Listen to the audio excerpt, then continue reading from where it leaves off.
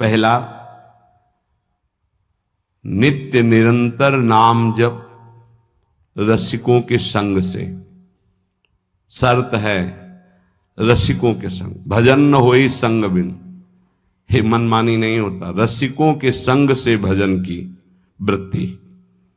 प्रमाणित भजन होना चाहिए, आचार्य परंपरा, गुरु परंपरा से।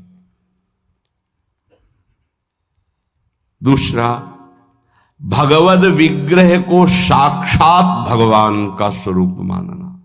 जैसे कुछ ऐसे भाव वाले लोग हैं कि अरे पत्थर पूजने से, धातु पूजने से क्या प्राप्त, क्या वहां भगवान है? कौन सा तुम्हें ज्ञान है भाई? कौन सा ज्ञान है? जब सर्वम खलमिदम ब्रह्म, तो ये तो अवतार है भगवान का, अर्चा अवतार। भगवान अवतरित होते हैं। जैसे हम छवि विराजमान किए, जब हम भाव सेवा करते तो भगवान छवि में आके विराजमान होते हैं, भगवान विग्रह में विराजमान होते हैं। ये श्रद्धा और विश्वास का विषय है, ये नास्तिक लोगों को समझ में नहीं आएगा। जिस मूर्ति को आप, जहां मूर्तिकार निर्माण कर रहा हो, वहां देखो, उसी मूर्ति को पूज करके ब्रह्म प्राप्त, भगवत प्राप्त महापुरुष हो गए। प्रेमाश्रुओं से अभिषिक्त किया है। ये बाहर वालों की ऐसो की बातें न सुने, नहीं तो जो छोटी श्रद्धा वाले लोग होते हैं उनकी श्रद्धा नष्ट हो जाती है। अरे क्या है, ऐसे से ऐसा, ना वो बोलते हैं, ना वो खाते हैं, ना देखते हैं, और ऐसे विराजमान। आपको क्या पता है? आपका भाव है क्या? आप जानते नहीं हो। भाव आ जाएगा तो साथ चलते हैं, बोलते हैं, खाते हैं, देखते हैं। भाव का खेल। एक प्रसंग में एक ब्राह्मण बूढ़े के साथ एक जवान तीर्थ यात्रा में गया था। सारांश में बता रहे हैं। ब्राह्मण तीर्थ यात्रा का इच्छुक हुआ, पर उसको लगा कि मेरे बेटे तो हैं, पर धनी होने के कारण वो विलासिता में युक्त हैं, मेरे साथ तो चलेंगे नहीं। अगर कोई जवान आदमी मिल जाए, मुझे तीर्थ यात्रा करवाए, उसे कुछ भेंट पूजा दे देंगे। तो एक गरीब ब्राह्मण का जवान लड़का था, बात की तो उसने कहा हमारा भी सौभाग्य होगा कि तीर्थ यात्रा होगी और आप हमारे पिता तुल्य, आपकी सेवा होगी। समस्त तीर्थों में भ्रमण कराया। जब वृंदावन आए तो बहुत सेवा उसने की। उसका मन बहुत प्रसन्न हो गया। धनी का वृद्ध था तो गोपाल जी के दर्शन कर रहा था। उसने कहा वृंदावन को साक्षी करके, गोपाल जी महाराज सामने हैं, मैं बहुत प्रसन्न हुआ तुम्हारे ऊपर, तुमने इतनी सेवा की। एक बेटी ब्याह योग्य है, मैं तुम्हें ब्याह करवा दूंगा अपनी बेटी से। तो देखो हमने तो नहीं कहा, तुमने कहा है ना, इस बात को ध्यान रखना, वहां जाके भूल मत जाना। ऐसा ही हुआ। सारांश में बताया। वो जब गांव पहुंचा तो वृद्ध की हिम्मत नहीं हुई अपने धनी बेटों से कह दे कि बहन का ब्याह उस गरीब के साथ कर दो। काफी दिन हो गए, कोई चर्चा नहीं, तो ब्याह की बात थी। उस गरीब ब्राह्मण ने जाके कहा बूढ़े ब्राह्मण से कि आपने कहा था भगवान के सामने कि अपनी बेटी का ब्याह तुम्हारे साथ कर देंगे। तो जवान बेटों के भय से उसने कहा मुझे याद नहीं ऐसा कुछ। भाई याद नहीं? तुमने भगवान के सामने कहा था। और कह रहे हो याद नहीं? तो बेटों ने कहा कि चलो भागो यहां से। भगवान के सामने का बुलाओ, भगवान को अगर साक्षी दे देंगे तो हम बहन का ब्याह कर देंगे। बोले पक्का? तो उनको पता था कि मूर्ति कोई बोलती थोड़ी, चलती थोड़ी। तो उनका हाँ पक्का। बोले पंचों के बीच में बोल दो। पहले गांव में पंचायत होती थी पिंड छुटाने के लिए कि अतरे दिन ये परेशान करेगा। तो उन्होंने कहा पंचों के सामने यदि ठाकुर जी आके गवाही दे दे तो ब्याह करवा देंगे। ओ गरीब आदमी जो कुछ था बेचा, फिर वृंदावन आया। ठाकुर जी गोपाल जी से कहा कि महाराज आपके सामने हमारे ब्याह की बात कही थी इस वृद्ध ब्राह्मण ने, आपको गवाही देना पड़ेगा तब हमारा ब्याह होगा। हाँ, कौन सुने? समय हुआ ठाकुर जी का, शयन भोग लगा, पट बंद हो गए, वो बैठे ही रहे बाहर। वाह गोपाल जी महाराज, आप जब बोलोगे तभी हमारा ब्याह होगा और हम तभी यहां से जाएंगे जब आपको साक्षी दे। सब चले गए थे वो अकेले। उसको विश्वास था भगवान है। अंदर से आवाज आई, मूर्ति कहीं चलती है क्या कि चलकर साक्षी दे? बोले महाराज मूर्ति बोलती थोड़ी है, आपने बोला ना तो आओ निकल के बाहर। अब उनके लिए कोई पर्दा है क्या? ललित त्रिभंगी वैसे ही बोले देखो यार, अब तुम्हारे प्रेम के कारण हम बाहर तो निकल आए, तुम उसको यहीं बुला दो, हम यहीं साक्षी। बोले महाराज वो नहीं आएगा, हमारा ब्याह रुक जाएगा, आपको चलना पड़ेगा। बोले चल तो देंगे, लेकिन देखो हम वृंदावन के ठाकुर हैं, हमको तो अच्छा अच्छा माखन मिश्री और सब। भगवान ने बहानेबाजी। बोले महाराज हमें पता था कि आप भोग राग के लिए कहोगे, तो हमारे पास जो संपत्ति थी बेच के आए, खूब खवाते पियाते चलेंगे महाराज। बोले चलो अच्छा। देखो दृढ़ विश्वास। बोले महाराज हम जानेंगे कैसे कि आप आ रहे हो? बोले मेरे नूपुरों की ध्वनि सुनाई देगी, और देखो लौट कर जहां देख लोगे उससे आगे फिर हम नहीं जाएंगे। ठीक है महाराज, जब भोग लगाने का समय आएगा तो हम बोल देंगे, तब तुम हमारा भोग लगाना, और जब हम चलेंगे तो लौट कर पीछे नहीं देखोगे। ठीक है महाराज। अपने प्रांत पहुंचे, उड़ीसा प्रांत। गांव जब नजदीक रह गया तो सोचा मुड़ के तो देखे, केवल पायले धुनी है, ठाकुर जी भी है। मुड़ के देखा तो श्याम घन साक्षात प्रभु। प्रभु ने कहा देखो तुमने वादा तोड़ दिया, अब हम यहां से नहीं जाएंगे। बोले महाराज अब तो कोई बात नहीं। गांव में दौड़ के गया, गोपाल जी आए, प्रभु आए साक्षी देने के लिए मेरे ब्याह के लिए। पूरा नगर दौड़ पड़ा, पंचायत के सब ने देखा प्रभु विराजमान। अब किसी की हिम्मत थोड़ी थी कि पूछ ले, जबरदस्ती उस बुढ़े से कहा ब्याह करो भगवान वृंदावन से साक्षी। आज भी साक्षी गोपाल के रूप में भगवान विराजमान। क्या हुआ? जिसे तुम मूर्ति समझते वो चल के उड़ीसा तक गए और गवाही दी। विट्ठल भगवान बातचीत करते थे तुकाराम जी से, नामदेव जी से, इन बड़े बड़े संतों से।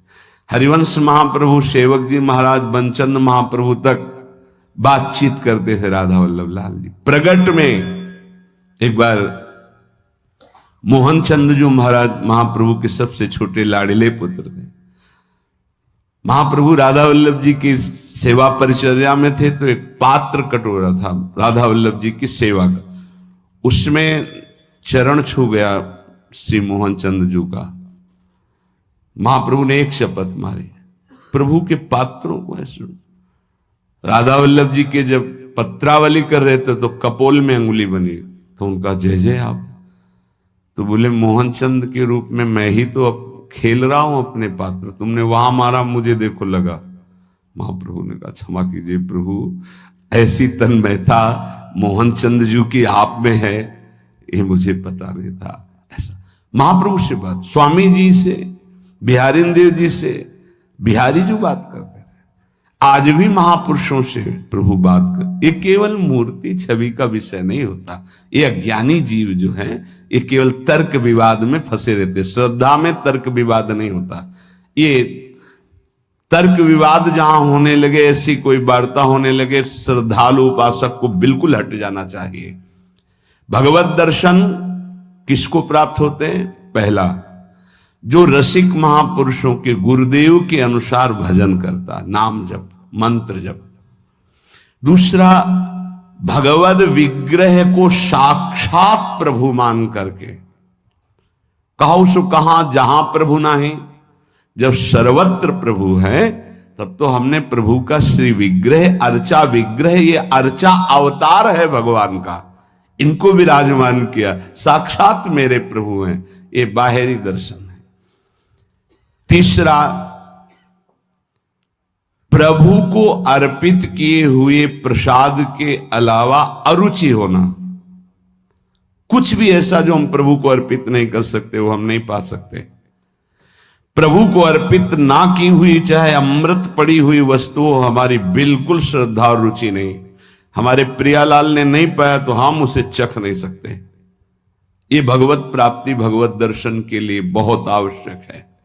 गुरु प्रदत्त भजन में आसक्ति, इष्ट के श्री विग्रह छवि में साक्षात भाव और इष्ट को अर्पित ना किए हुए वस्तु वस्त्र पदार्थ भोगों में पूर्ण अरुचि। कई बार हमने ऐसे संतों को देखा जो अमनिया जैसे पा लीजिए, नहीं अमनिया है ना, हम अपने ठाकुर को भोग लगा के पाएंगे या आप अपनी श्री जी को भोग लगा दीजिए तो पालेंगे, अन्यथा नहीं। अमनिया नहीं, अमनिया माला पत्र पुष्प सुगंधित कुछ भी नहीं। हमारा जीवन प्रसादी हो जाना चाहिए। ये बहुत ध्यान से अपनी दिनचर्या में देखिए कि कभी अमनिया मत पाइए। चौथा, सहनशील, ये बहुत आवश्यक है। बहुत सहनशील उपासक को होना चाहिए।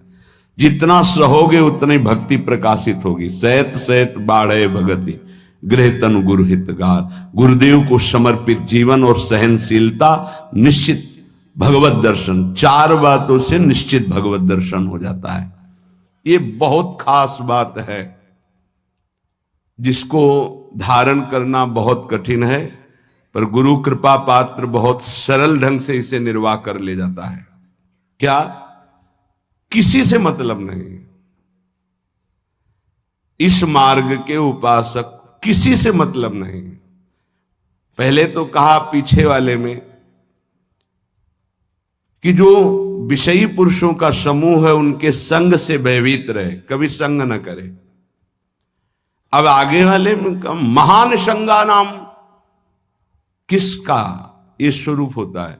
बोले जो वह तो महताम श्री पद रजा, महापुरुषों की चरण रज से जिसका शरीर अभिषिक्त है और माथे पे जिसकी चरण रज विराजमान है, गुरुजनों की, संतों की, रसिकों की, वो महान संगानाम सहज मधुरात्म प्रिय कथा। वो निसंग ही नहीं, महान निसंगानाम, जागृत स्वप्न सुषुप्ति, कभी भी कहीं भी उसका किसी से संबंध नहीं है, शरीर से भी नहीं। क्योंकि महान संगानाम तभी हो सकता है, शरीर से भी नहीं। यह ज्ञानी जीव जानते नहीं। कहते हैं शरीर तो यहां छूट जाता है, फिर गति किसकी होती है? भगवत प्राप्त। शरीर तो एक कपड़ा है, समझते नहीं हो। इसके नीचे एक कपड़ा है, सूक्ष्म शरीर, उसके नीचे एक है कारण शरीर। आप पहनने वाले हो, ये आपके कपड़े, एक छूटता है सिर्फ स्थूल शरीर। सूक्ष्म शरीर और कारण शरीर को लेकर के बार बार जन्म मरण होता रहता है, कपड़े बदलते रहते हैं। और जो जीवन मुक्त हो गया तो तीनों शरीरों का संबंध खत्म और दिव्य चिन्मय चिदानंदमय शरीर को, भावदेह को प्राप्त करके चिन्मय धाम में, चिन्मय लीला में, चिन्मय प्रिया प्रीतम के समीप हो जाता है। वो महान संगानाम, साधक का स्वभाव ऊपरी बड़ा ही रुक्ष होना चाहिए। साधक का रुक्ष, सबको ये लगना चाहिए कि बड़ा बेरुखा आदमी है ये, बच जाओगे। गोस्वामी जी ने भी लिखा है, गिरा अरथ जल बीच सम, कहियत भिन्न न भिन्न, बंदों सीता राम पद, जिन्हि परम प्रिय खिन्न, खिन्न मानसा। किसी से कोई संबंध नहीं। कोई बात करे तो उदासीन होकर बात करे, उसको रस ना मिल पावे, उसको प्रियता समझ में ना पावे। साधक की बात कह रहा हूं। आगे चल के तो सब जीवन सो प्रीति रीति निभात अपनी, वो स्थिति आ जाती है। पर साधक को चाहिए वो अपना बाहरी स्वभाव उदासीन रखे, खिन्न रखे।